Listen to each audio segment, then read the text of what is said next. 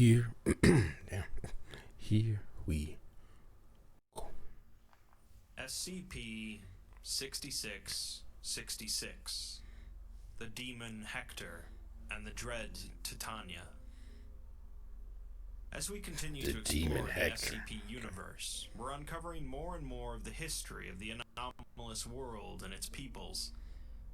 One big part of this history is collectively known as the Cactusverse, named after its creator, DJ Cactus, an expanding web of myths, curses, betrayals, and discoveries.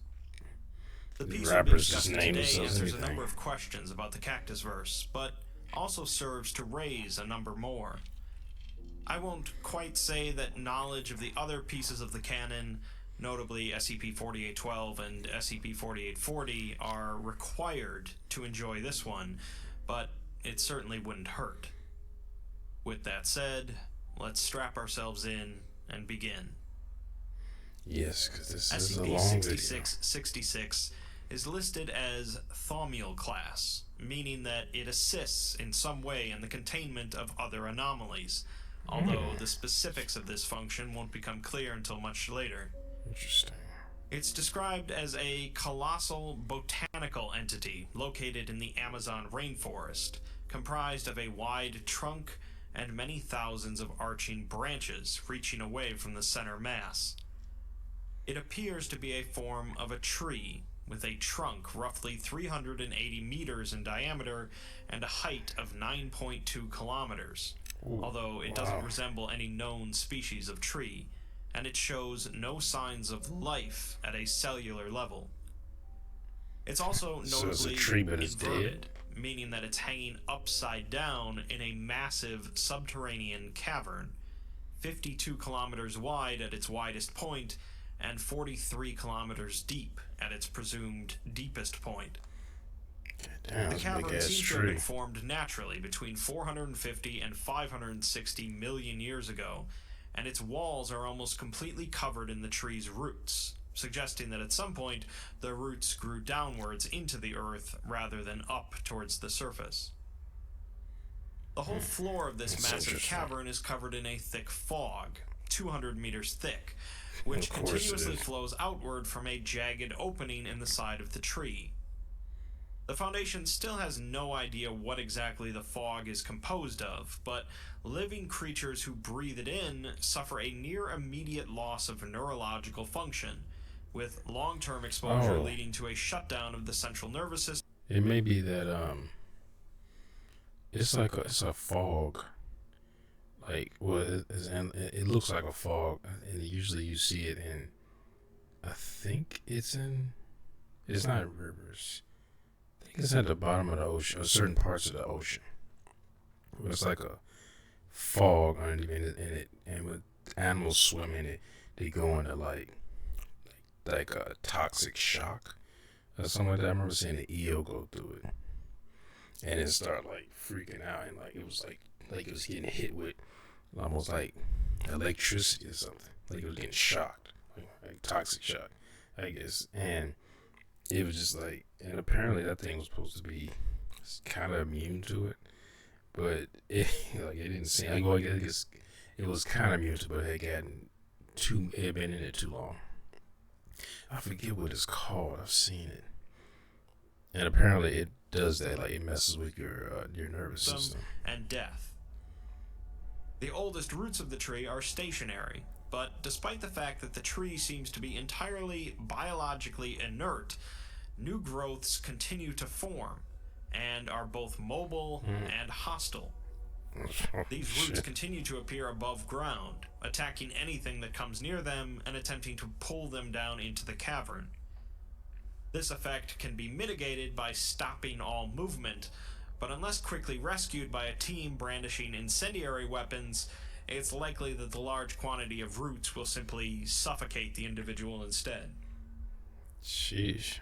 The cavern is accessible via a large cylindrical shaft with a stairwell built into its side, although it ends just below the lip of the cavern ceiling in a way that indicates that it originally extended beyond that part, possibly as part of an extremely tall tower. Radar scans at Tower the bottom Battle. of the cavern indicate that the majority of it is covered by a vast forest of tall trees, with the eastern side of the cavern containing an extensive network of ancient ruins, partially covered by the fog. Perhaps the most notable aspect of the tree is the gigantic, vaguely humanoid entity partially emerging from an opening in its side. The entity possesses What? 6 arms and 6 eyes, is believed to be roughly With a 23 sword? meters in height, and has numerous scars and burns across its skin. One of its arms is significantly larger than the rest, and is partially fused at the wrist with a large spear, roughly 18 meters long, which it seems to have used to open up the side of the tree. The entity has no ears, nose, or mouth, but is capable of vocalizing in a currently unknown language, and seems to be in a state of permanent torment due to the fog pouring out of the opening. It is capable of regenerating, however, allowing it to stay in its current position without succumbing to the fog. It sounds like hell.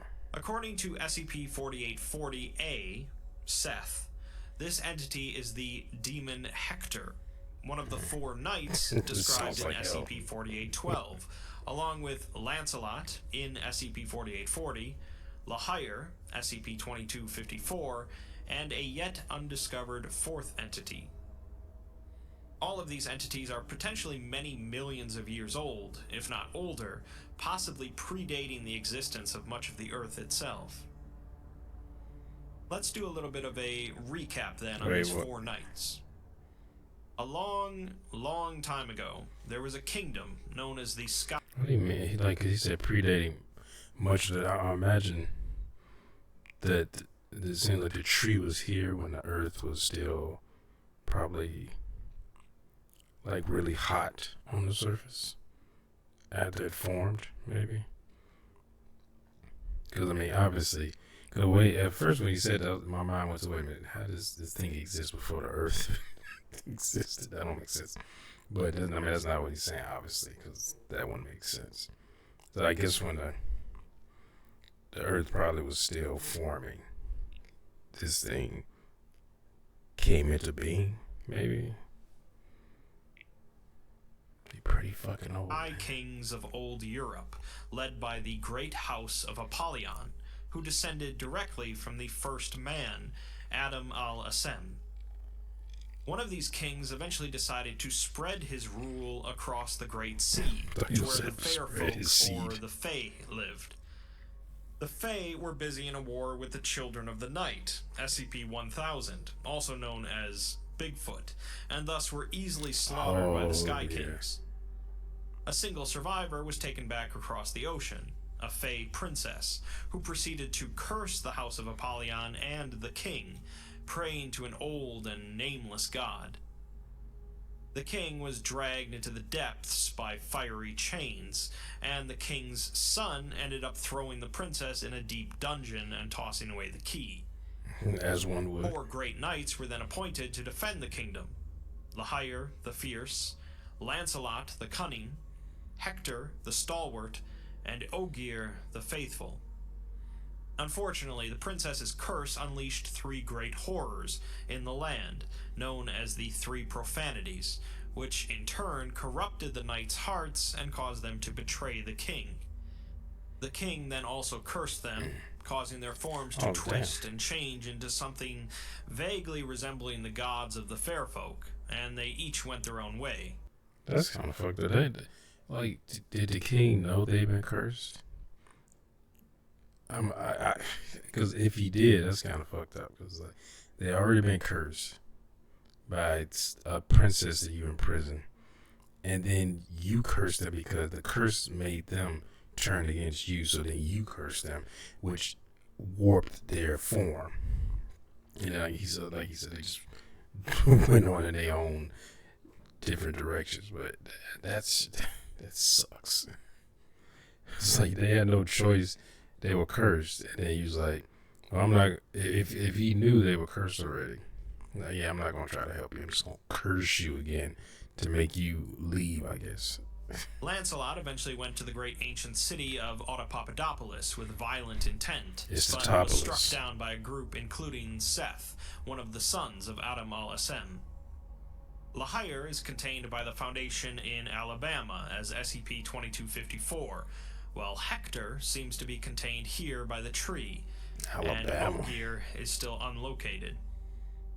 They were each apparently kept hidden from the world for hundreds of thousands of years by the efforts of Seth, but since growing weaker in recent times, they are now all perceptible once again.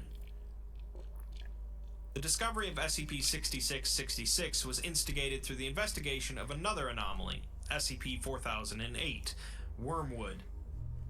Wormwood describes a species of tree developed by the Davite civilization that is capable of not only rapidly growing and subsequently breaking down, thus collapsing everything around it into the ground, but also produces an anti-memetic effect that causes practically all humans on the planet to lose any memories they possessed of anything within the area encompassed by the tree.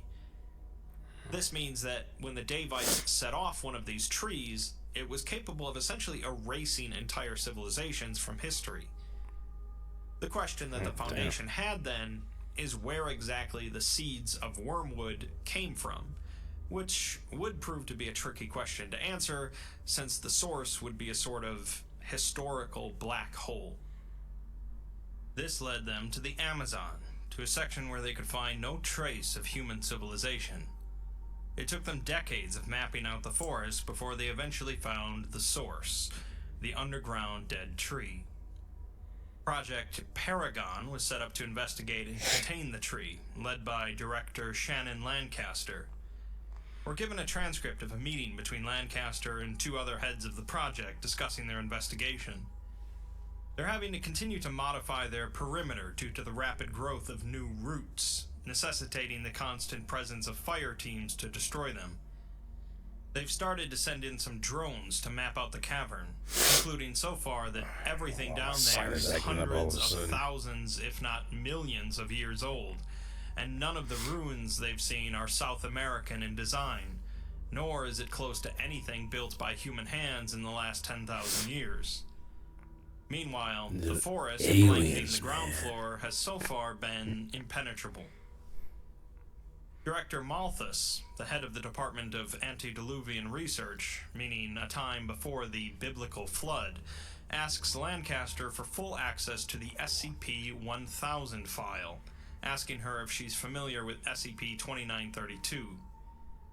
SCP-2932 is a massive organic structure in Peru that served as a prison system run by SCP-1000, the Children of the Night. After the downfall of their civilization, the prison was left in the hands of a singular entity to serve as the prison warden. Much of the prison has failed, releasing its inhabitants, but it was used to incarcerate at least some of the fair folk, as well as Adam al-Asem at some point, with cells planned for both Cain and Abel. Oh, really? The entire prison is powered by a massive pulsing organ, said by the warden to be the heart of the goddess Titania, whom the Children of the Night prayed to. She, in turn, tore out her own heart in order to build the prison. Of course she did. Malthus, however, mentions, and admits that it's atypical for a researcher to suggest, that he's read enough Shakespeare to know that Titania is not a god of Bigfoot, but rather the fairies, referencing A Midsummer Night's Dream. They go on to discuss the fog, which is described as a really fine pollen, and if even a speck of it gets on or in you, your entire nervous system starts shutting down in seconds. They're working on the logistics of actually sending in people on the ground, as even the slightest tear in their pressurized suits could be fatal. Malthus also asks to bring in somebody from the Eshu team, meaning somebody that works with SCP-4000, the forest that's home to the last remaining fairies. Malthus says that they need a first-hand account of what they're dealing with here, and if it were up to him, they would have already interviewed a dozen fairies by now. What's more, he also wants to speak with SCP-073, Cain, since Abel isn't very talkative, and Seth, from Autopapadopoulos, has been stuck in that city for millions of years. Cain was around at the time, and even better, has a photographic memory. They finished the meeting by mentioning that a number of the agents that they have placed on various observation platforms around the tree have been reporting some mild psychological symptoms recently, with a few having trouble sleeping. A member of the Eshu team, Dr. Park, was instructed to ask one of the fairies about Titania's prison and the Children of the Night during one of their annual meetings. Upon mentioning the prison, the fairy becomes visibly nervous and says that they never saw it themselves, but they heard stories of the torment that occurred there. Park asks them about the Children of the Night, causing the fairy to become even more nervous, closing the blinds on a nearby window, and saying that it's not something really spoken of, at least in pleasant company. The Children of the Night woke up in the forest, just as the fairies did, but while the fairies were in the treetops and could see the stars, the Children of the Night were down below, in darkness. When asked about Titania, the fairy gasps and pulls out a locket, staring at it briefly. They called her Ea, the sleeper in the stars. She was a god of starlight, and they loved her more than anything, even more than Gaia herself, presumably their goddess of the earth. The entity in charge of the prison was known as Caspin the Dreamweaver, an artist that could tell stories in dreams and bring them to life. The Children of the Night apparently came for him, and he begged them to let him keep his life and his name, as names are precious to the fairies. The fairy explains that the Children of the Night were curious creatures that sat under the darkness of the trees in wide circles and would hum sad little songs together, swaying in unison. The fairies, in their arrogance, saw them only as sad little ground dwellers, cleaning up scraps and slinking around in the darkness. It always boils down to classism, don't it? Like, they down there in the dark. Yeah, of course they depressed. It's dark. They don't see that. Like, you up there in the trees, able to see the stars, and then now you like, oh, we better than you. They just, the ground dwellers just picking up the scraps that we throw down. It's like, that's how animosity starts. People start thinking they better than somebody. People start looking at them like, yeah, we gonna, especially SCP shit, they gonna like, yeah, we gonna wipe all y'all out as soon as we learn how to climb. Chose not to notice that their songs caused the plants to bend towards them. They chose not to notice the bodies hanging from the tree branches, and chose not to notice travelers started going missing, and then the fairies themselves. See? They had ignored the Children of the Night for so long that by the time they started paying attention to them, they had turned foul. They came to Caspin and took him back down into the darkness, forcing him to teach them terrible things, including how to dream, as they were unable to, at least in the same way that fairies or humans can. Caspin was unable to teach them, however, and the fairy cannot imagine the horrors that Caspin witnessed down there in the dark. We can't allow them to learn how to dream, because that means they will learn how to hope.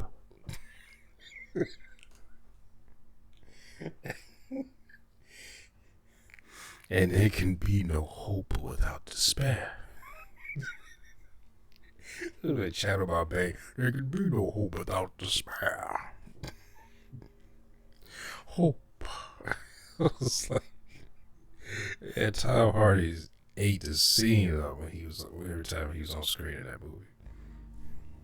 Afterwards, they asked Caspin to betray the fairies, and he did so without question.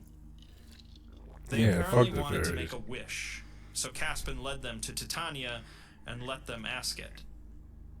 Dr. Park asks what the wish was, but the answer is expunged from the record, and the fairy is noticeably shaking from the interview, saying that it was unforgivable. Don't worry, though. We'll find out about that wish later.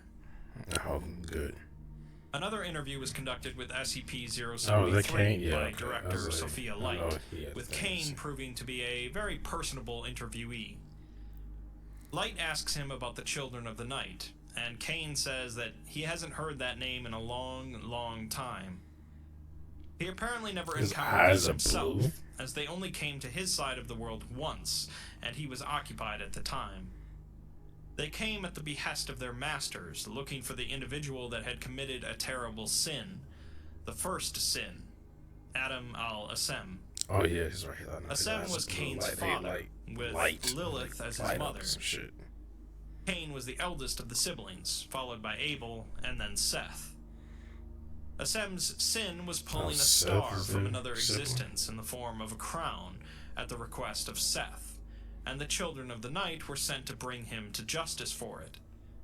By the time they arrived, though, the crown had already done its damage to Asem's family, with Cain driven out of Autopapadopolis, Abel killed, and Seth disappeared. Cain says that they were called the Children of the Night to contrast with humanity, who were born under the brilliant sun of Adam al-Asem. They were radiant beings back then, but have been reduced slightly since their separation from it. Light asks him if everyone in Autopapadopolis was a child of the sun, stunning him briefly by the mention of the city's name. He responds that there were others in the city, greater and more terrible than him by far, but none greater than Asem, who kept the city and its secrets safe. After Asem disappeared, the city became more vulnerable, and he understands why they're discussing this now if the city has become exposed. I just realized, I think he's saying Asem. That was the name of one of those guys that was with Keith David in Pitch Black. Because I think he had 3 people with him as a kid, like a teenager, and I think it was an adult. And I remember he said, "Well, son, where's the son?" And it was that little kid, and he died. And it just made me think of it. Cain says that the Children of the Night are not like humanity or the fair folk. It's said that when the Children of the Night were first born, they had the curiosity of children, and eventually they found dark gods to pray to satisfy their curiosity. The dark gods demanded sacrifice in exchange for the powers required to fulfill the Children of the Night's desires, and this sacrifice came from the history of mankind, as the Children of the Night would swarm civilizations and pull them into the earth, removing all record of their existence from history. Damn. Cain goes on to say that the fairies were responsible for making them. I wondered, like, how many civilizations existed in this world? And the SCP world. Like, if this thing is pulling down entire civilization, and people are like, there was, and it's not like it was the wormwood where people just will forget the civilization even existed, but this is pulling down whole civilizations, and their neighbors could be like, yeah, you remember, that big city that was about 50 miles due north. Like, someone said they went over there and there wasn't nothing there. Like, nothing, no ruins, no people, no nothing. I guess over time he gets lost to time, but that's like, if this thing is doing this, I wonder how many just civilizations it could have just destroyed.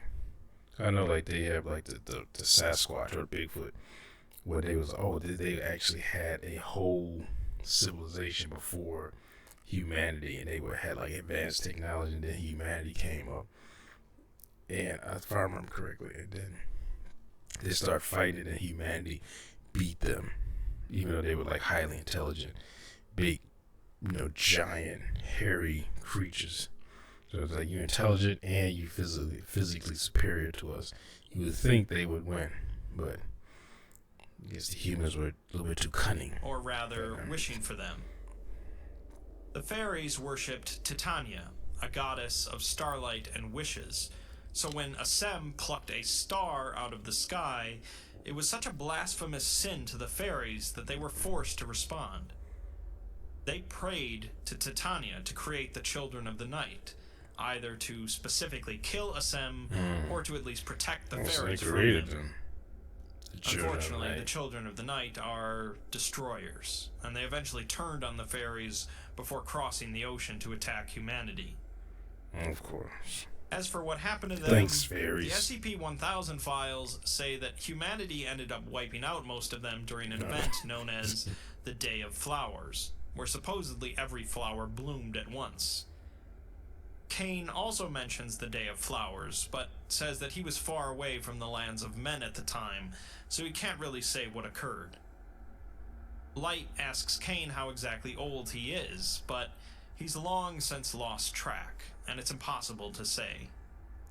He does know, however, that he won't live forever, and he just hopes to correct his family's wrongs before he slips quietly into the darkness. It'd be easy to tell you times I didn't exist. He does exist. say that there might be someone else they could speak to for information.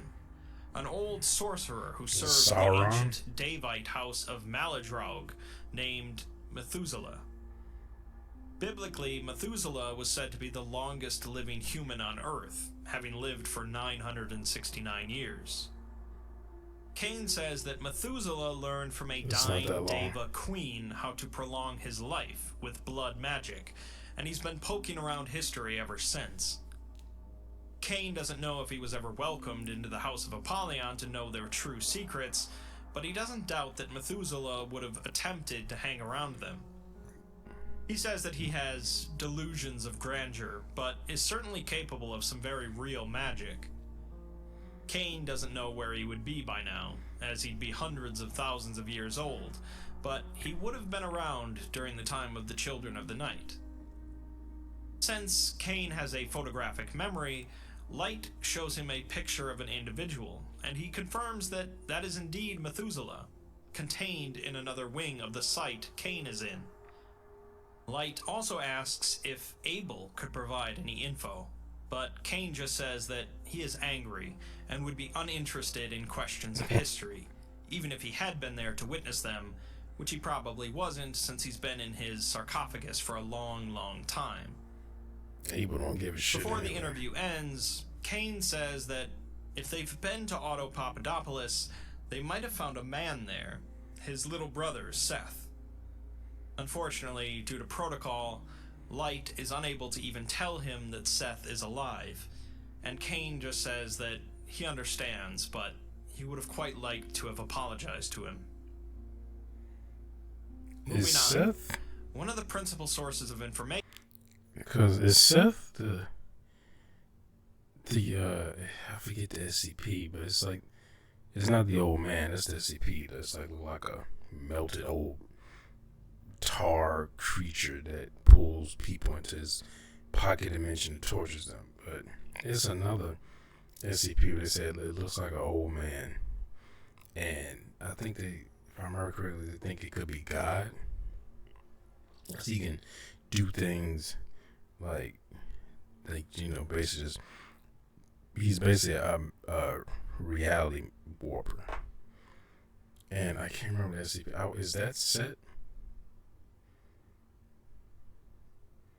Because it would seem like it, like, I mean, I guess Kane, it seems like he's just all about knowledge and collecting information. Abel seems like he's all about warfare and just killing as many things that he possibly can.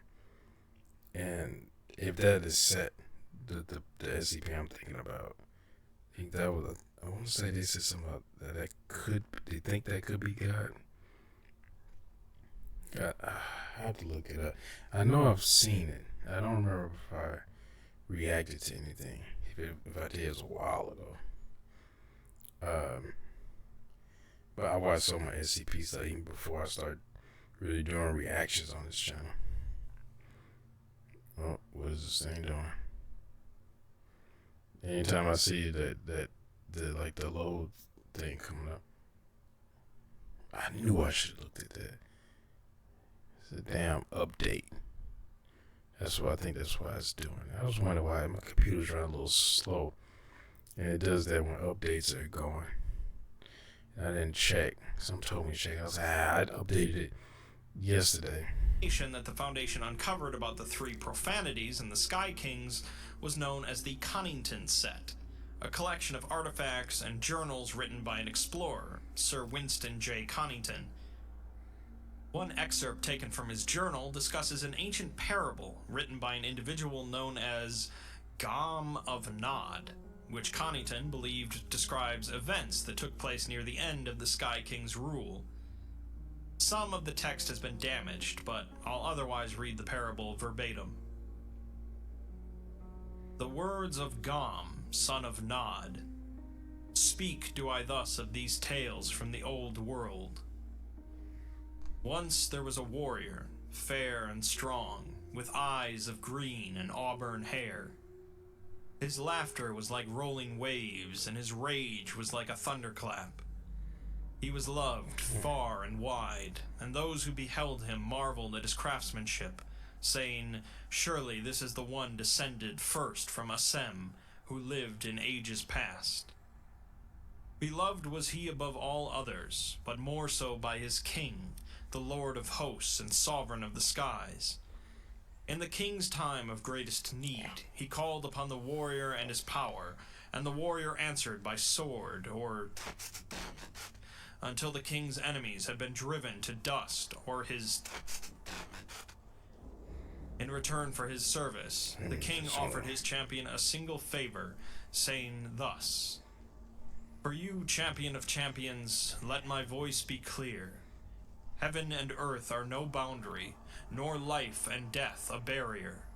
Whatsoever you desire, it will be yours." And saith the warrior, "Lord of hosts, beloved among sovereigns, I beg only your service, that I may serve you from this day until the last days of men, and that I may give you my heart, without reservation, to keep in your presence until the sun goes out." Saith the king, "So it shall be forevermore. You will serve me, most loyal and noble of knights. Your spear shall be my spear, and your voice shall be my voice. Your heart will be mine forever, and when your service is ended, you will rest at my side in the halls of my fathers." Then did that great warrior serve his king, through... Everything's fucking It redacted. came then that the king, old though he had grown, set his sights for a final conquest across the sea. After... Spatter. Oh, fuck. Did a sickness sweep over those knights of the king, and a profanity was put into them. Driven by madness and agony, one by one they cried out to dark and fell gods for comfort from their tribulation, and one by one they succumbed to the evil put in them. All that is but the great champion. He had given his heart to his king, and though his king now slept in the darkest mire of the sea, his loyalty did not waver. He came before the king's son, misshapen and altered, and cried out to him, saying, my Lord, save me, please. Take pity on my condition, in remembrance of the service I have given freely to your father and your house these many years. Free me from this wickedness, that I might serve you again." And did say the king's last son, "Knight, loyally have you served my house, but this abomination you have become diminishes the noble halls of my father. While this sickness possesses you, you may not reside here in this sacred place, nor may you call yourself a warrior of my house. Turn from the evil god of our foe, and find the dark root from which this terror flowers. Cut it down, see its fell shepherds driven before you, and succumb not to these vile alterations. Do this, and the halls of my house will open to you again. If loyalty to my father you have left in your wretched heart, then waste no time. Go and seek your salvation in the black forests beyond the sea, where mine father did seal our doom, for no such salvation remains for us but to excise this dread Titania from its soil. Do this, and regain your honor." Cursing and lamenting this tragedy, the warrior fled from those high halls like a writhing beast, a hurricane of torment and terror, and the people of his lord's kingdom wept and gnashed their teeth when they saw what had become of him who once stood by their king's side. The warrior passed then from sight and mind, and his name was never again uttered in that ancient land. When the king's son was broken by the tool of his enemy and fell into darkness, his crown lost, he cursed his foe and the knights of his father, but saved his vilest rebuke for that great champion of his house, and the darkness he had... To summarize then, the text clearly is referring to Hector, who seemed to have been the most loyal of the four great knights. Despite the corruption of the Fae, Hector remained loyal to the Sky Kings, specifically Saurus VIII, who had been swallowed by the ocean due to a prayer from the fairy princess. His son was not especially welcoming of Hector's transfiguration, however, and sent him on a quest to redeem himself, a quest to find the dark root in the Black Forest across the sea, cut it down, and destroy its fell shepherds. Hector was never seen again, but it seems that he did indeed make it to the tree, where he's still located. Let's set aside the myths and parables for the moment and have a closer look at the tree and surrounding cavern, thanks to a drone reconnaissance. The drone that performed the exploration was actually two drones. One larger one, codenamed Hero, capable of operating autonomously when outside of its control range, thanks to a basic artificial intelligence, and a smaller one attached to Hero, codenamed Champion, for areas where Hero could not access. Hero begins its flight by approaching SCP-6666, with the distant sounds of Hector thrashing and roaring heard in the background. Eventually, Hector comes into view, trapped halfway into the tree as he continually tries to free himself. Thick clouds of green smoke pour out of the opening in the tree, so he's the reason why blistering Hector's skin. That mist Hero is coming flies out away of the from the tree tree and he's trying to get Hector out. and descends toward the ground level of the cavern, flying eastwards. Before long, the drone flies out of direct control range and the AI takes over flight. Hero reaches the northern wall of the cavern, showing off the large, snaking tree roots that cover it. The rotors of the drone blow away some of the green fog, revealing some ruined stone structures. The layout of the rubble and debris indicate that at some point in the past, the entire building fell a considerable distance and came to rest here. More ruins come into view, an unusual mix of buildings, monuments, equipment, and other items. The ruins of a large stone religious structure are seen, along with long wooden row houses with thatched roofs, and strange, fleshy membranes stretched tightly over the large arched supports that appear to be bones. The ground of the area is littered with tools, cookware, carts, weapons, and papers. Continuing to descend on the rocky slope, the drone sees more broken and collapsed houses, along with a crude storehouse and collapsed Maybe grain this mill. is all the things they... As the green haze continues to... Because it's saying that they pull people down and the structures down. So maybe this is the structures and the people and like everything that they pull down to the tree. This is it. It basically like is showing like it maybe partially absorbed into the tree. That's what it is. It becomes clear that this entire section of the cavern is covered with tens of thousands of buildings, as far as the eye can see, with many of them intertwined with the roots of the tree. This is causing them to be slowly pulled into the earth itself. As Hero passes over the ruins, an alarm indicating a life form is set off as it flies over a crumbled house. The smaller drone, Champion, is sent into the house to further investigate. Champion ends up finding the severely emaciated body of a small humanoid figure, curled into the fetal position. The figure shows no signs of life, of course, so Champion leaves the home and investigates several other nearby buildings. In one, which appears to have at one point held draft animals, Champion finds the emaciated corpses of several horses, many of which are covered in large puncture wounds, their faces twisted in a look of fear or panic.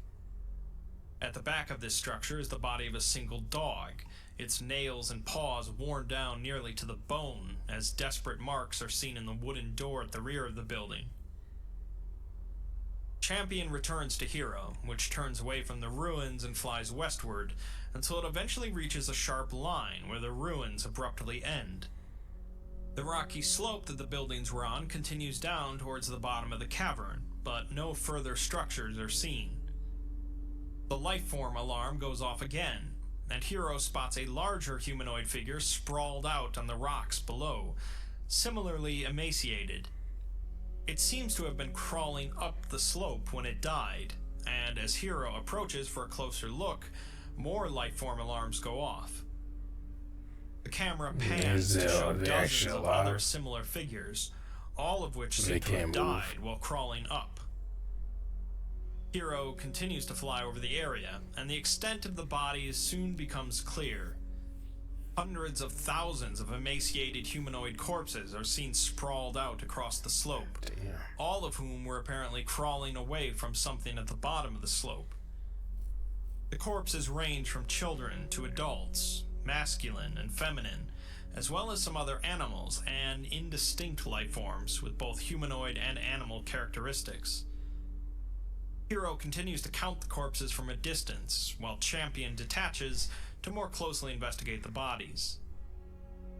Each of the corpses is covered in a fine layer of pale green residue, and they all show signs of shock and panic, many of them laying in the fetal position with their hands covering their faces.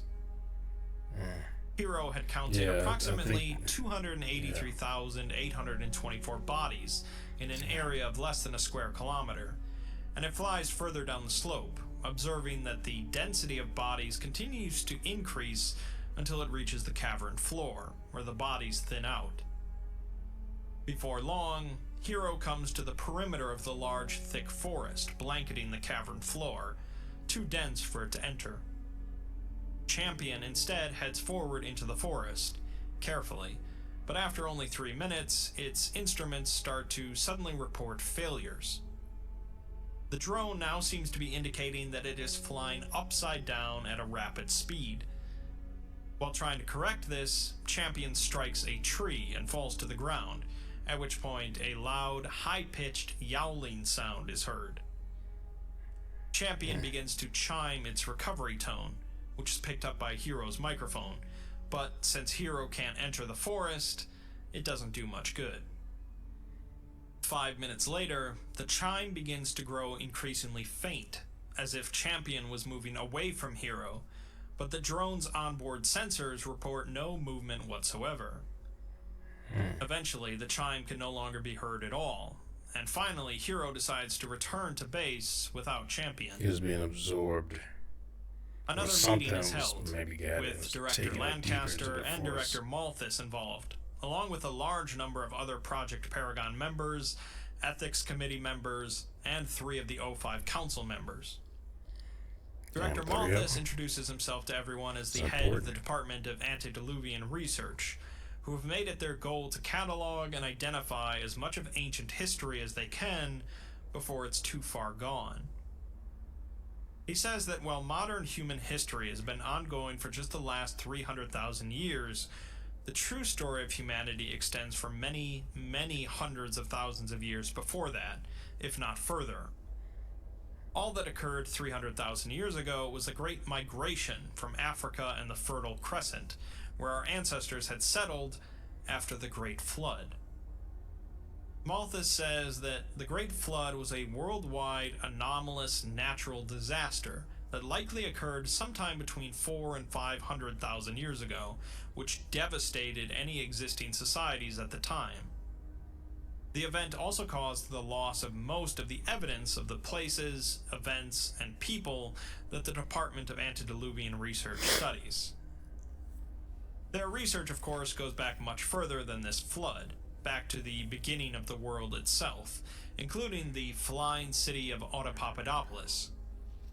The Autopopodopolis that the Foundation knows It's a is flying just a city. How broken did that get fragment of the flooded? first city, where a proto-human known as a Sem ruled, and mankind got its start. The question remains of what happened before the founding of Autopopodopolis, and Malthus admits that they just don't know. Whatever existed before humanity didn't leave a written record, but other beings did exist back then. Malthus then turns the discussion towards gods, which are very real and are powerful.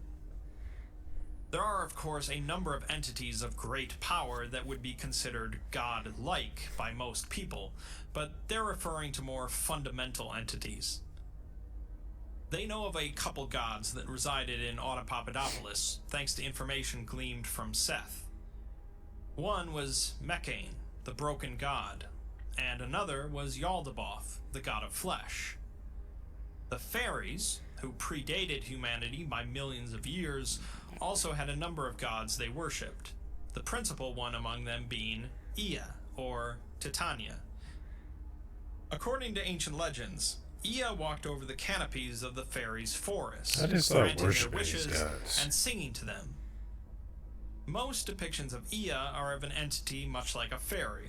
I wonder if it was like this guy was just like, hey, you worship me, I give you favors.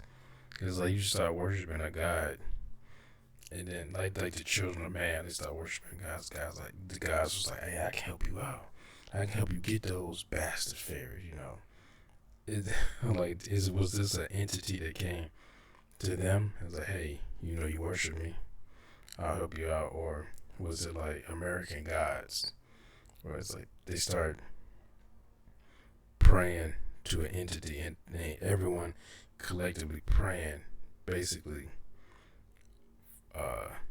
formed this entity out of basically their prayers. So basically their imagination of so many people believing in this created this god.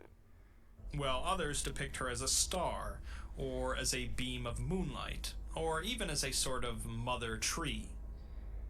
As a side note, we now know who the entity made of stars is, as depicted in one of the murals in Autopopodopolis. Malthus and his team believes that the dead tree hanging in the cavern is, or at least was, Titania, and samples taken from the heart in the prison share undeniable similarities with the tree. The only way they'd really know for sure is to bring one of the fairies from SCP-4000 to confirm it, but they're reasonably sure regardless. That means that Titania is dead, but they're not sure what caused her death, as the removal of her heart seems to have been performed after the tree was already dead. Malthus has some speculation as to why there are new growths if the tree is dead, but leaves it by saying that since the tree is the corpse of a god, they can't apply normal logic to what it's capable of. The meeting goes on to discussing the entity currently stuck in the tree, Hector. According to the old texts, each of the 4 knights had been afflicted by a different curse placed on them by the fairy princess. Lust for Lahire, wrath for Lancelot, despair for Ogier, and agony for Hector. Project Paragon was founded in order to mitigate the effects of these 4 knights, who are re-emerging into the world, as well as the 3 profanities themselves, described in SCP-4812. The Foundation believes that the entity that the Global Occult Coalition uncovered is the same Fey princess that was responsible for corrupting the Knights and the 3 great profanities, and there's a lot of trouble brewing now thanks to that. Malthus believes that the forest in the cavern contains ancient ruins that could be a potential treasure trove of information preserved by anomalous means that could be invaluable in Project Paragon's efforts. He proposes a manned expedition into the forest, led by Applied Task Force Het-1, Lance of Longinus. This obviously isn't an easy task, starting with the fact that the 35-kilometer trip down to the base of the cavern floor will take the team just over 6 hours, The return trip will take them just over 24 hours, however, due to needing to depressurize. The fog, of course, is the real issue, as even though their suits can filter it out, if any of it sticks onto their suits when they return, it could easily be deadly. They're going to combat the fog in two ways. Damn. One of gotta them, be of course, washed, being I the guess. judicial application of flamethrowers as they go through the forest. The other, though, is a plan involving putting a temporary foam seal over the open gash in the side of the tree where the fog is pouring out, applied via drones. They plan on spraying a high-density polyethylene foam across the gash, waiting 20 hours for the remaining fog to settle, and then proceeding through the forest. They don't believe that the seal will do any lasting harm to 6666, and it will break down itself after 5 weeks. They don't really expect Hector to give them much trouble while spraying, but they have sedatives and cable binders planned if he tries to interfere. What could possibly go wrong? Before we get to that, though, we're given a staff psychology report for the personnel stationed around the tree. The psychology complaints began with more mundane things, such as fear of heights or unhappiness about an extended work assignment, but before long, some more curious things began. Personnel began reporting feelings of being watched while in the cavern, feelings of despair, and more commonly, vivid, unsettling dreams. Noticeably, many of these dreams involved a monster with 6 eyes, killing and or consuming the personnel or their loved ones. One of them specifically reported on a dream in which they are trapped in a hole while a monster with 6 eyes devours their mother. Oh, These nightmares are, of course, not coincidental, as we'll later see. Operation Cauterize then commences, in which 3 large drones are equipped with massive canisters of high-density spray foam and sent out towards the tree. They begin spraying the opening in the side of the tree with the foam, and before long, Hector begins following the drones with his eyes. As the foam starts to set, Hector attempts to pull it away from his body, forcing the drones to fire some tranquilizer darts into Hector's chest. In return, Hector destroys one of the drones with his spear, and the other 2 retreat to a safe distance as Hector continues to try to remove the foam.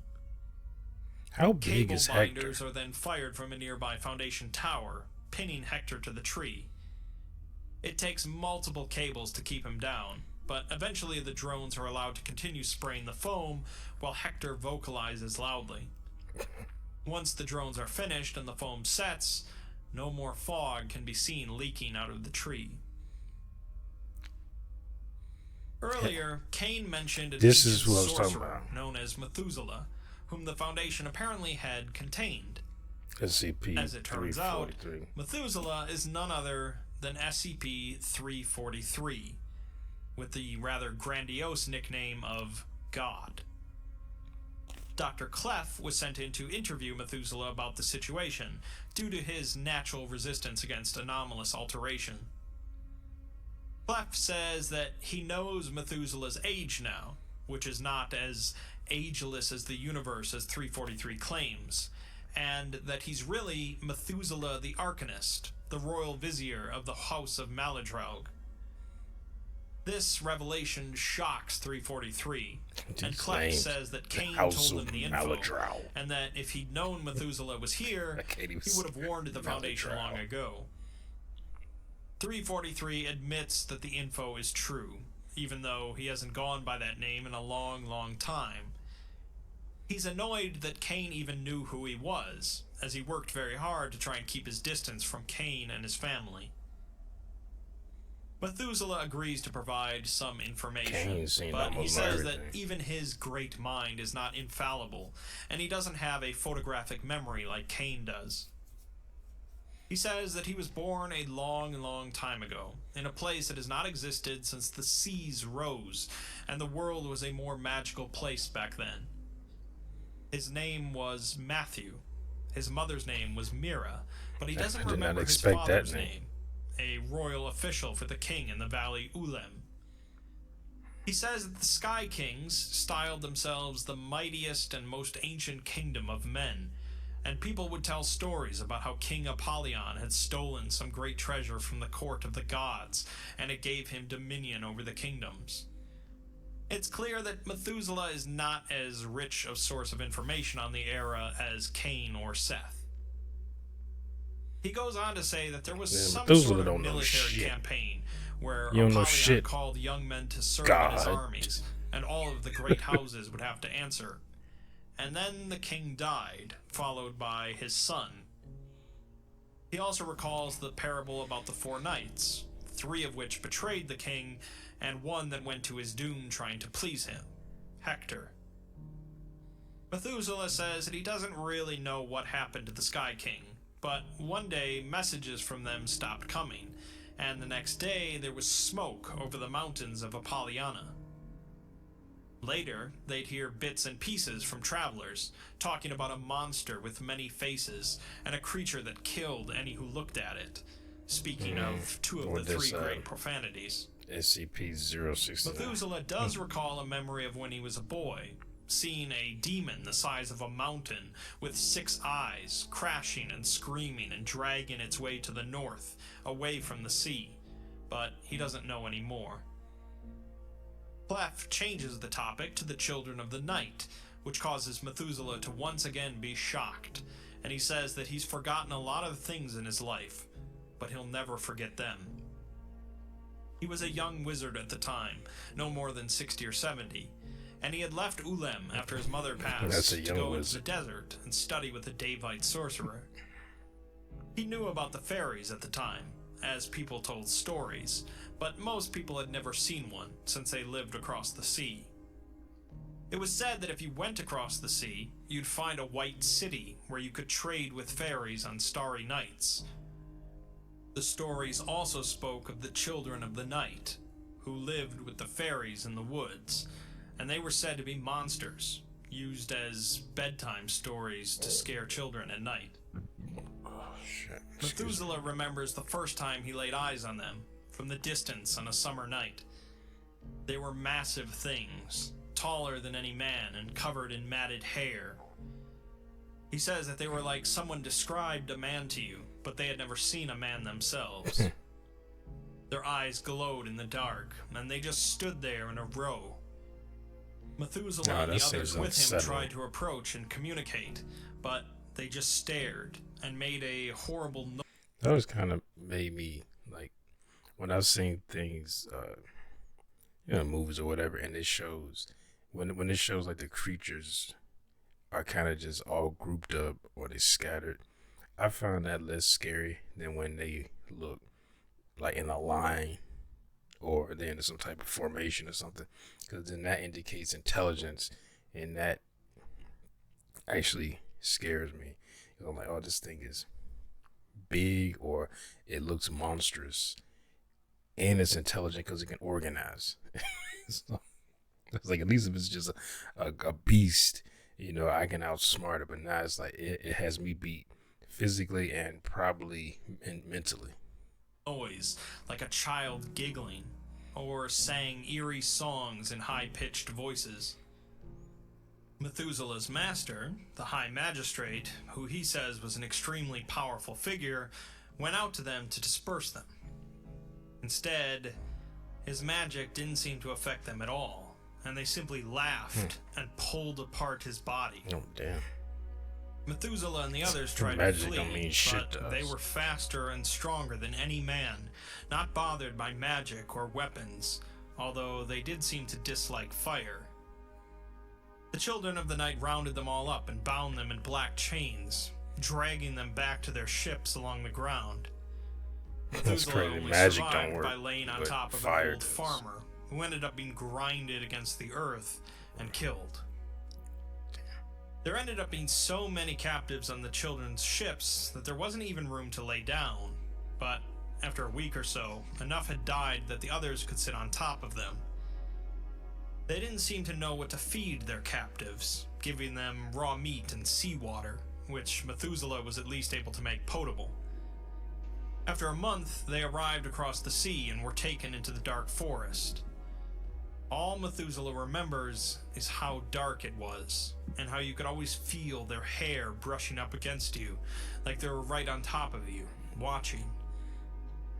They hung up their chains in the trees, and would come by and pull a person off of their manacles, like picking an apple, and then they would just play with them, violently. They'd poke a man so hard their fingers would go straight through, or squeeze until their eyes would pop out. He recalls seeing a pregnant woman get pulled in half as if they were opening a bag of chips, with the children of the night only giggling as they did so while So playing they don't with even blood. eat them at least? He goes on to say that the children never slept, ever, and you could try to sleep, but they'd watch you the entire time. If you did manage to fall asleep, it was worse, because they could somehow enter your dreams, and there they had no limitations. After a while, Methuselah and other survivors decided that that's how they communicated to one another, in nightmares. The captives needed to be there in order to dream, so that the children could communicate with each other. Their whole history was also etched into those dreams, and Methuselah had a repeating dream of seeing a fairy surrounded by other smaller fairies, with an infinite line of children of the night in the background watching her.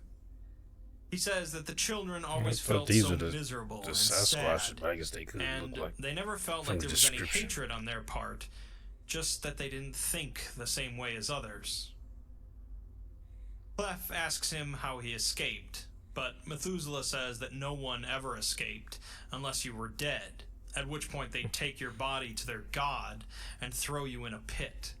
Death is the only He says escape. that when you went into the pit, you became part of the nightmare, and sometimes they would see twisted mockeries of their friends' faces when they dreamt. There were fairies captured with him, but he says they were broken in some way that he can't describe. A number of the captured humans spent their time making plans and schemes on how to escape, but the fairies there were just broken. He supposes that he did escape, though, thanks to another old sorcerer named Noah. He always said that he had a plan to get them out of there, and then one day he disappeared. They thought that he had been taken off somewhere else by the children, but then one day the sun peeked through the treetops, and all of the flowers around them bloomed at the same time. When they began killed raining for days, weeks, and months. By the time they found Noah, his body was a smoking husk covered in arcane symbols. Noah, I get it. It continued to rain, and the valley started to fill up. He recalls seeing one of the children die for the first time, as one of them slipped down into a hole that was filling with water, and rather than trying to climb out, it stood there as the waters rised, and the others stood around and watched. Shit. Near the end, as the forest themselves started to flood, the children from all over the forest began rounding up all of their captives, which Methuselah guesses to be in the millions, and dragged them deeper into the woods where their god was. Methuselah and some others managed to slip away during this time, along with some fairies who still had their wits about them. They ran for some mountains to the south, and once they got above the tree line, they could see that the forest stretched into the horizon. They also saw their god, a monstrous, festering tree with red lights around its base and people hanging from its branches. That's the god. The fairies that looked at it began weeping and fled back into the forest, and he says that you could hear it screaming and moaning as well. They kept on running, and they lived on the mountain for 100 years while the world was underwater. When the waters receded, the children of the night were gone. The fairies had gone back to the old forest, and the rest... You know, this makes me think of, when they said the children, it makes me think of the Nephilim. Because I noticed that this has some, it kind of calls back to the Bible, but someone's kind of, picking and choosing and creating their own narrative in there. So, like, this could have come from this in the Bible could have come from this that actually happened in the SCP world, obviously. But it makes me think like it said that if I remember correctly, the fairies created the children of the night, which makes me think when the fairies are because the fairies are the ones above the trees, and children of the night are the ones it's at the forest floor. That makes me think like the fairies are the angels, and the angels slept with, or basically raped human women, and then they birthed Nephilim, were big giant monstrous creatures that just consumed and destroyed everything. And then God brought about the flood and all that, to Noah and all that stuff like that, and two of each animal, and killed all the Nephilim by drowning them. So it makes me think that's what that is. It makes me think that's what the children of the night are now. Of them went on with their lives. Methuselah tells Clef that it has long been his hope and belief that all of the children of the night drowned during the flood. But if Clef has any reason to believe that that isn't the case, he needs to know, so that he can go away from this place. He says that he can't do it again. He can't go back into the dark. Clef says that they don't have any reason to believe that the children are still around, which is, of course, a lie, and Methuselah can tell that he's lying. He tells Clef to not seek them out, and to flee if he ever encounters them. Their civilization relies on our terror, and they must remain buried. For those familiar with the SCP-1000 file, this paints a pretty different picture of the Bigfoot, especially their downfall. Rather than being wiped out by humanity with advanced tech, they were wiped out by a great flood sent by a sorcerer named Noah. They supposed to be. I was wondering. The Bigfoot themselves were also not technologically inclined whatsoever, instead being monstrous aberrations that feed on our terror and communicate through our nightmares. Their entire forest and their god, Titania, sunk into the earth after the flood. So the question remains on what exactly remains down in that forest. With no further ado then, let's take a look at the exploration log of the team heading into the forest. All members of the team, both the Applied Task Force and the researchers, are equipped with Class C polyshell positively pressured insertion suits with filtered respirators. The team enters the pitch-black forest, and they begin discussing what they might find down here, since so much has been pulled down by either the tree itself or the wormwood plants. One of the researchers on the team was also on the wormwood team, and says that the ancient Davites learned about the Children of the Night, and how Titania could pull civilizations into the ground. They came across the sea to this forest, and after the sacrifice of 100,000 Deva, they managed to grab some seeds. The seeds themselves only originally pulled things into the ground, but they enchanted them with some sorcery to also make people forget the things ever existed. One of the team asks why the Children of the Night were so intent on dragging stuff down here, and a researcher says that if the children were created to kill the first man, maybe they didn't know how to do anything else. The team continues through the forest for a few hours before coming across a tree in a small clearing, with a small, emaciated humanoid figure impaled on one of its branches. It has long, pointed ear tips, large eye sockets, and silver hair, and in a pouch on its back, it was carrying a small bundle of sticks and leaves in the shape of a doll. The team continues on, but the control members observing them have lost the team's location due to some technical issues. They set up camp while waiting to see if the issues get sorted out. They wait several hours before setting up shifts and falling asleep. They're woken suddenly by one of the doctors screaming, before calming down and explaining that he had an extremely vivid dream. No, in the dream, he was walking down a path into the woods, and he saw the ferry they passed on the tree, as well as another in a ditch near basically it. A bunch of the forest was lit up like daytime, but everything was a horrible red color, and he continued walking until coming to a hole where he heard someone's voice saying, "The devil is 20 miles down, but what's deeper?"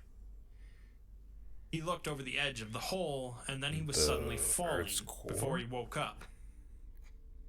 Control is briefed about the dream, and they inform the team that these psychological issues will become more prevalent the closer they get to the center of the forest. The team packs up and continues further into the forest for another couple hours before coming across a large tree with a spiral staircase emerging from the trunk and winding upwards. Above them, they see a number of strange, twisting structures formed from the wood and limbs of the trees in the shapes of the ruined buildings outside of the forest. The team then becomes aware of a sound in the distance, akin to wind, and they move through the increasingly dense forest to try and track it down. They lose contact with Control as they enter into a clearing, domed by large trees pulled in towards each other. Hanging from these trees are thousands of humanoid corpses, some humans, some fairies, all of which are shackled by thick black chains. I guess this thing is pulling everything down. The clearing slopes downward, and at the bottom is a large, featureless stone slab. The doctor who had the dream recognizes the clearing, but says that there was a hole here instead of that slab. They suspect that the ruins they're looking for are underneath this slab, and they wonder at first how to get under it, since it likely weighs thousands of tons, but they then spot a broken corner of it with an opening. The opening extends downwards for a short bit before landing on stone, so the team sets up a ladder and splits up, with half of the team remaining above ground.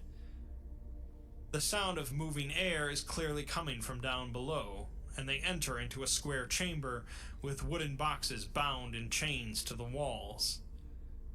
There's also a single door that leads into a long hallway containing more wooden boxes, as well as various humanoid and animal bones. I can't remember. They also spot a large mural carved into the rock, depicting many hundreds of dark figures standing beneath a large tree with a red artifact in its center. They continue through, passing sealed passageways overgrown with roots, as well as more murals depicting various scenes of humanoid figures being bound in chains, dropped into pits full of bodies, or set on fire. The same tree and red artifact is present in nearly every mural. They eventually come to a large stone door with another mural on it, depicting a mass of dark figures with yellow eyes huddled around the base of a large, curled, vaguely feminine figure with many arms wrapped around them as dark clouds gather overhead. They open the door and enter into a circular room containing two staircases, one ascending and one descending. The one ascending has been blocked off completely by rubble, so they head down further, where they enter into an enormous chamber stretching as far as the eye can see in every direction, with a low ceiling. In a circle around the entrance, and then in concentric circles around that, are large, unmoving humanoid figures, covered entirely in hair, curled in the fetal position. Oh, is this the children They of are the night? each covered in the toxic fog from the tree, and they are all breathing slowly and in unison. Back in the clearing, the rest of the team hears movement in the nearby trees, before hearing a sound akin to a child's laughter, but stretched unnaturally and echoing as if from very far away. They then hear it again, but from behind them, and then they spot a large object moving quickly through the trees before the laughter suddenly stops. It's replaced by a long, high-pitched whine coming from somewhere above them that lasts for 15 seconds. The ground beneath them starts shaking, the arched trees overhead begin to rustle, and then the trees pull back from one another, opening up the dome. They re-establish communications with Control, who tells them that there is another entity at their position that they can't identify. The high-pitched whining sound cuts off the conversation. The cavern shakes again, and then the entire cavern is bathed in a vibrant red light, emanating from the base of SCP-6666. Meanwhile, underneath the clearing, the team recovers from the ground shaking before noticing that the sound of moving air has now stopped. They then see that all of the hunched figures around them are now staring at the doorway with glowing yellow eyes. There's a loud snapping sound as one of the figures begins moving its arms and starts to stand, and then all of the other figures begin moving as well. The team immediately flees back up the stairwell and makes it to the ladder.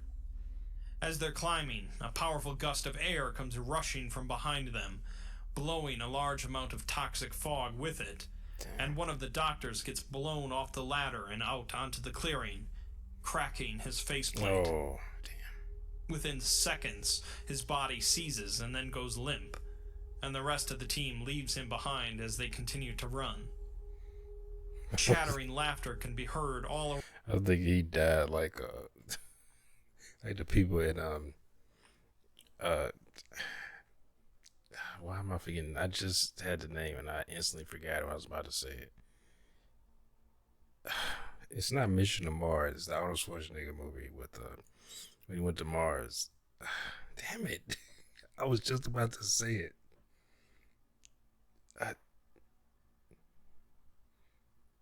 You know what I'm talking about. I know I'm gonna realize what it is later, and it's gonna piss me off. But when he cracked his face mask and he said, "I stopped bulging," that made me think of that. It's like that's how he died. Around them as they sprint through the forest back the way they came, and two of the team members open up their flamethrowers on the nearby trees.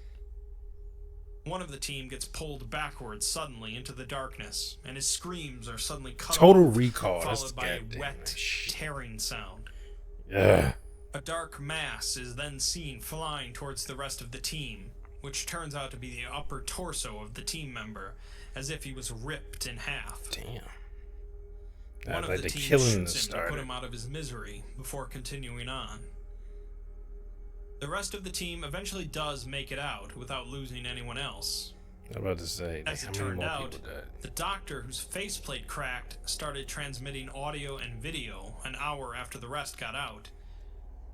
He's heard coughing violently before rolling onto his back, and he sees Titania glowing with a bright red light above him. His suit managed to repressurize, and the effects of the fog wore off due to being so brief, so he stands up. He hears the same stretched sound of laughter as he steps out of the clearing into the forest, so he decides to turn back. As he turns, his audio and video equipment begin to act erratically, but it picks up several distorted frames of a tall figure standing in a gap between two trees, illuminated by the red light of 6666. The camera then shuts off entirely, and we're left with just his audio as he quickly walks through the forest. A laugh is heard from immediately behind him, and 6666 lets out a powerful low droning sound multiple times before his audio shuts off as well. Oh, damn. Truth be told, the Foundation has had far worse exploration attempts than that, since most of the team survived. Although they didn't really accomplish their objective. Because they have had times while they were in there, the root growth of 6666 above ground began to rapidly expand, and the tree itself began emitting red light from seams in its trunk. Spherical, glowing sacs also began appearing across its entire limb system. Meanwhile, Hector began pulling against his bindings, eventually snapping the cables in half, at which point he began vocalizing. Audio recordings of the event show Hector speaking in an unknown tongue, but those in the cavern at the time report hearing him speak in their native tongue.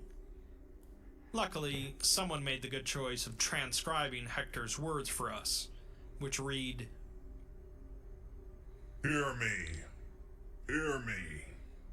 I am Hector, son of Holas, the screaming lance of the northern sky, last son of old Europe, servant eternally to the Sky King Saurus von Apollyon, Lord Dominion of the world of men, inheritor of Asem's iron crown. Hear me, dread Titania. Hear me now and tremble. Tremble now as you did all those many years ago when I crossed the rising sea to find you. Tremble now as you did when I drove my lance into your bleeding chest, and tremble now as you did when I learned you had already betrayed your purpose. I struck you down, demon of yore. I wrenched open your body and broke you. You have betrayed your masters, dread Titania, but you will not betray me. I will have your obedience. You will honor my wish and pour this your is the poison Hector into that's this stuck grave. in a tree. You Like will partially smother out the of corpse it. city of your interlopers and bury them. You will do this, demon, because I have demanded it of you. I am Hector, the divine fire of my lord's perfect will. Hector is talking Answer so to me much now, shit. dread Titania. Hear me and tremble. Immediately after speaking, Hector began furiously attacking the seal on the tree's opening, as well as the tree itself. He eventually managed to pull out 3 of his remaining arms and use them to widen the opening in the tree with a great cracking sound. This caused a thick, dense cloud of the toxic fog to continue spewing out of the tree and into the cavern, at which point the red lights from the tree dimmed and faded away. Hector continued to attack the tree for an additional 6 hours Maybe before Hector finally is keeping stopping. it in check. What happened is that Hector originally made it to the tree and to the home of the remaining children of the night. He tore a hole in the side of the tree, which caused it to start leaking out this poison all over the children. Unlike humans, this fog didn't kill the children, but it does keep them perpetually in place. So when the Foundation came along and plugged up the hole, it didn't take long for the children to shrug off the effects. Oh, he's just keeping his children. Fortunately, Hector was still there and managed to fix the Foundation's foolish mistake, recontaining the children and Titania. This is why the whole thing is listed as Thaumiel, as the Foundation is now dependent on Titania's poison in order to keep the horrific children of the night from re-emerging into the world. The last thing we're given is a classified file written by O5-1, which addresses the differences between the information gathered here and the information contained in the SCP-1000 file. Obviously, we as readers generally take differences like this to be in the nature of the flexible canon of the SCP universe, but this one decides to talk about it. Apparently, the SCP-1000 file was originally written by Tilda Moose in 1956, and it predates the first recorded Bigfoot sighting by 2 years. Also, Tilda Moose did not work for the Foundation in 1956, nor was she even alive at the time. O5-1 then points to a specific section at the end of that file, in which the children apparently sent a message to the Foundation reading, "We forgive you. Given choice for now, not forever. Let us back in." They ask, who do we know would want these creatures to be let back in, knowing all we know at this point? They tell the person reading this to think about it for a while and then come talk to them.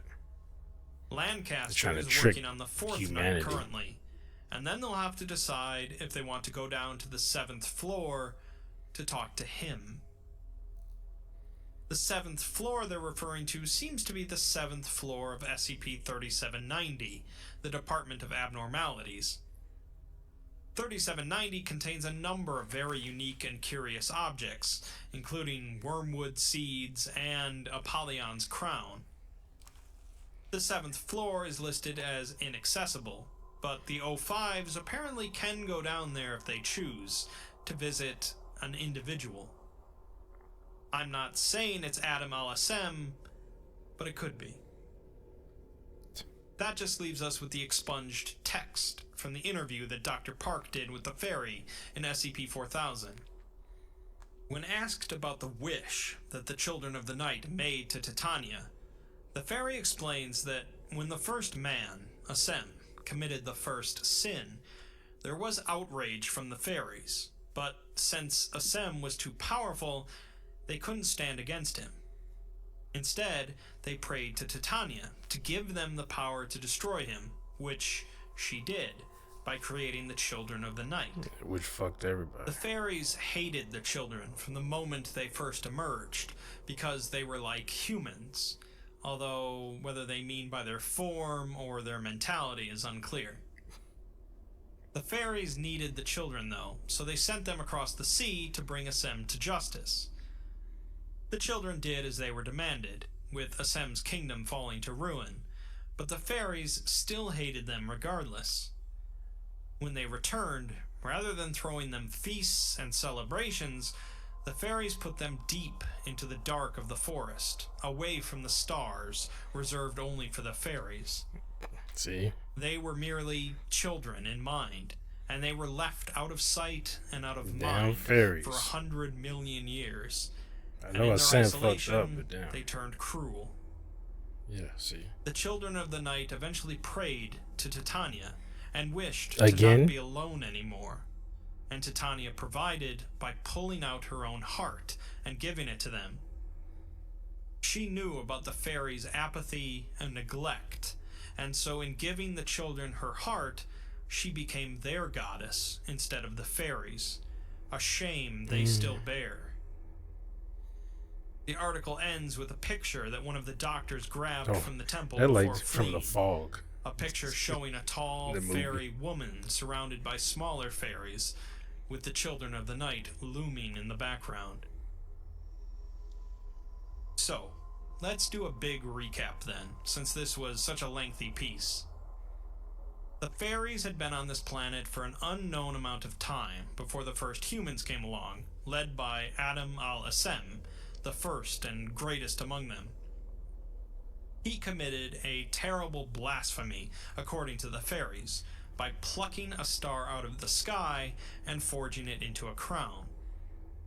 Since the stars are sacred to the fairies, they prayed to their goddess of stars, Titania, for the power to make Asem pay for his sin.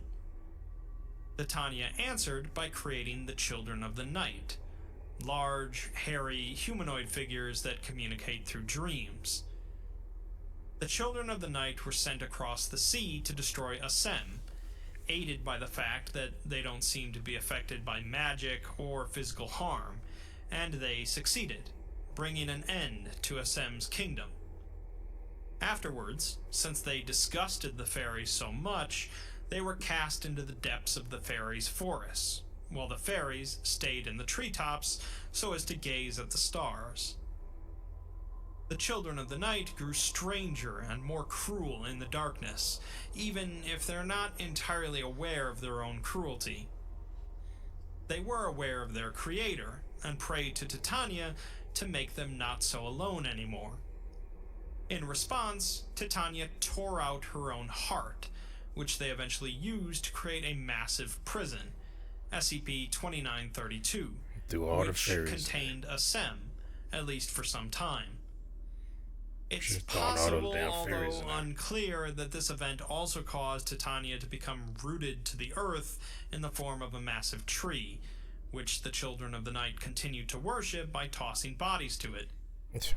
Of course, The there's Children of the Night always began human spreading sacrifice. across the globe, capturing both fairies and humans and dragging them back to the forest, both to play with and sacrifice, but also to use for communication, since they could only communicate through dreams, and they were not given the capability to dream themselves.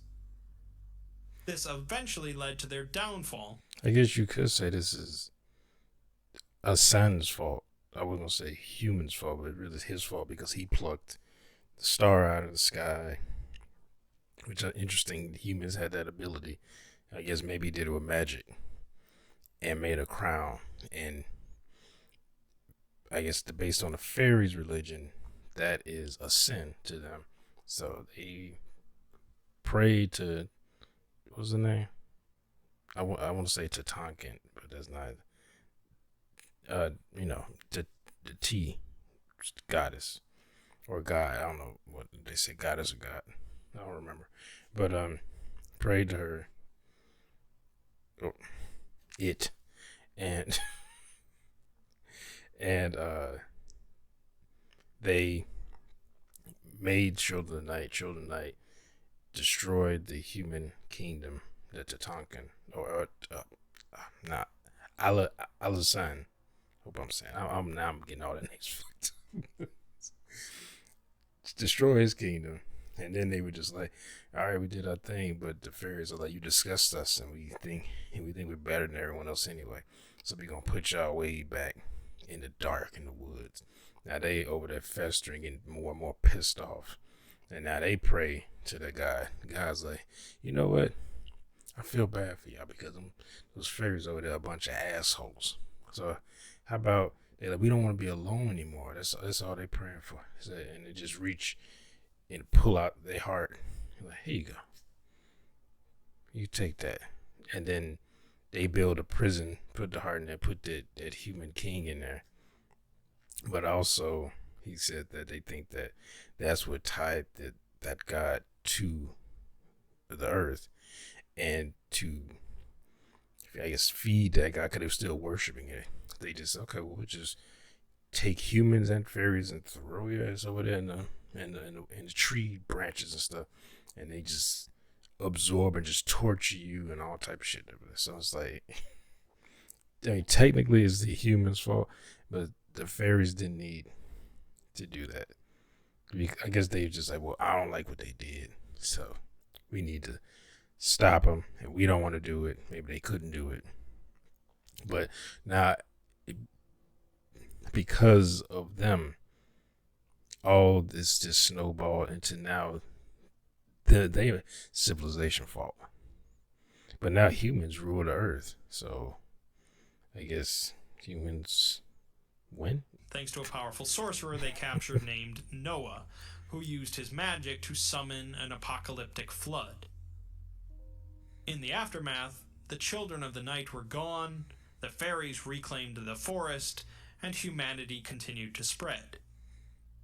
Eventually, a descendant of Assem decided to conquer the fairies across the sea, leading to the capture of a fairy princess.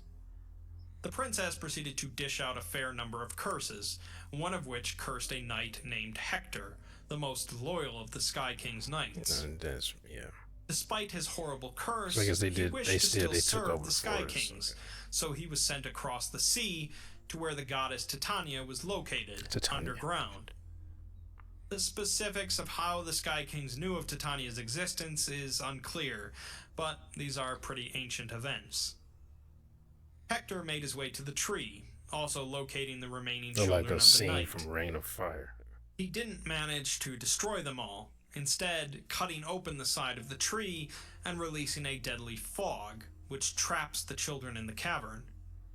He's also perpetually stuck there as well, left to be tormented by the fog spilling out. Kind of sacrifice Obviously, himself. this piece answers a whole slew of questions about the expanding Cactus verse, but there's still larger issues at hand. The fairy princess and the three great profanities are the real threats on the table, and the last of the four knights, Ogier, is a big question mark. It's good that Hector is essentially on the Foundation's side, as the Children of the Night sound like they'd be a pretty big problem if left loose. There's also the question of who exactly O5-1 believes is trying to free the children, and who is on the 7th floor of the Department of Abnormalities. The plot's definitely getting thicker with the Cactus verse, and that's either a thing you're interested in, like that look like the top of not. the Capitol building, and SCP-6666 like is certainly an part of interesting Notre enough Dame. piece on its own, but to really appreciate it requires a lot of knowledge of other pieces of the SCP universe. For those of us that are fans, though, it's an incredible mashup of science fiction and fantasy, and it's just heating up. Until next time.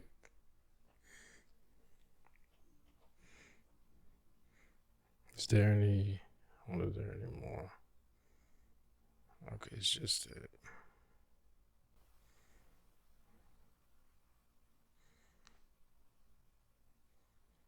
So basically, at the end of the day, fuck them fairies. So, uh, but I mean that was a long video, so I ain't gonna do a bunch of recap. He recapped it. We saw I talked enough. So, if you enjoyed this video, make sure to give it a thumbs up and down below. Make sure to subscribe if you're here. Hit that bell if you want me to notify when I upload new videos. Comment down below. Share this video. I'll see y'all next time. Peace.